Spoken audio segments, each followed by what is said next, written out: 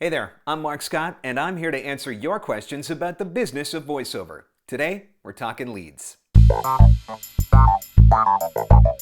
Thanks for checking out another voiceover tip. This one comes from the VOpreneur group on Facebook, which is open to working voice actors at facebook.com/groups/VOpreneur. And the question comes from Chad. He says, "Hey Mark, I'm sure there are many, but what is one of your 3 top criteria when vetting leads? Thanks for all you do." Well, Chad, I'm going to do you better than one. I'm going to give you my top 3 criteria for vetting leads. What we're talking about is when you are looking to qualify a voiceover lead, one that you've found, whether it be through social media or through doing Google searches and jumping onto their website. So what are some of the criteria to look for to determine whether or not this is somebody that is even worth reaching out to? So here are 3 of the things that I'm looking for. Number 1 on the list, and this is definitely the most important, are they going to provide you with ongoing work?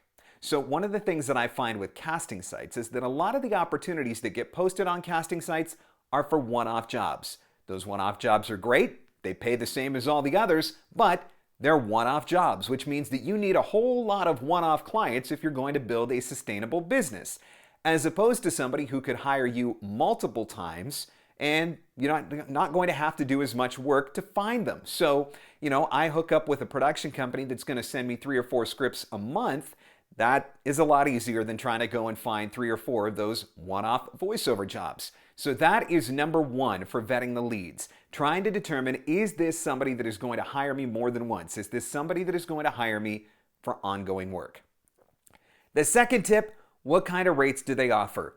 The instant that somebody tells me that they hire their talent on Fiverr, I know that they're not somebody that's worth pursuing, because they're not going to pay my professional voiceover rates. That immediately disqualifies them.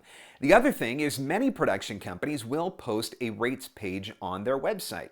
You can determine pretty quickly if they're paying or charging $500 for a professional video. Of that $500, how much do you think is probably going towards the voice actor? Probably not a whole lot. So that again is a way that I disqualify leads. So try to find out the kind of work that they're creating and the rates that they are charging.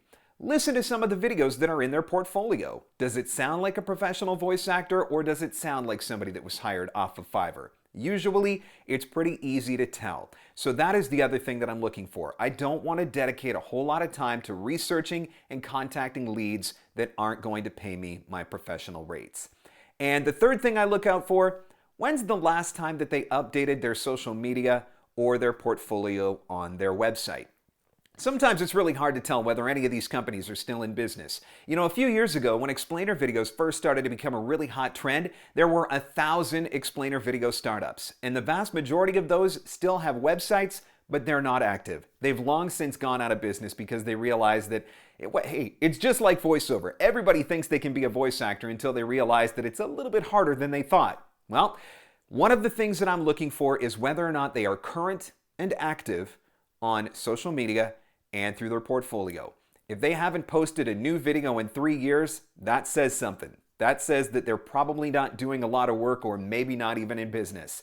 If they haven't updated their Twitter or Facebook accounts since 2012, that says something. If they're not active on social media, there is the possibility that they're probably no longer actively in business. So I may still send one email just to see, but I'm not going to dedicate a whole lot of time or effort to contacting companies that have portfolios that haven't been updated in years, or that have social media that haven't been updated in years.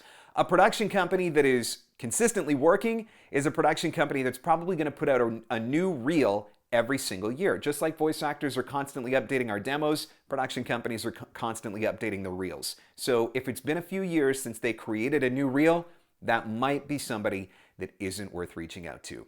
So Chad, thanks so much for the question, and hopefully that does provide you with an answer. Those are my top 3 criteria for vetting a lead, trying to decide whether or not they are worth your time to reach out to and try to get in contact with.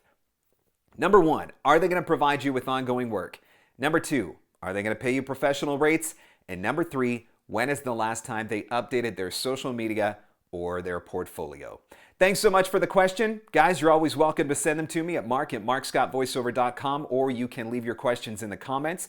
Always happy to try and answer them for an upcoming voiceover tip. Again, if you haven't joined, Check out the VOpreneur group on Facebook. I go live in that group every once in a while, usually try to do my free advice Fridays and answer even more of your voiceover questions. That is open to any working voice actor. You can send your request to join at facebook.com/groups/VOpreneur. And of course, as always, there are years worth of blogs and some really great coaching resources to help you with your marketing and the business side of voiceover at marcscottcoaching.com.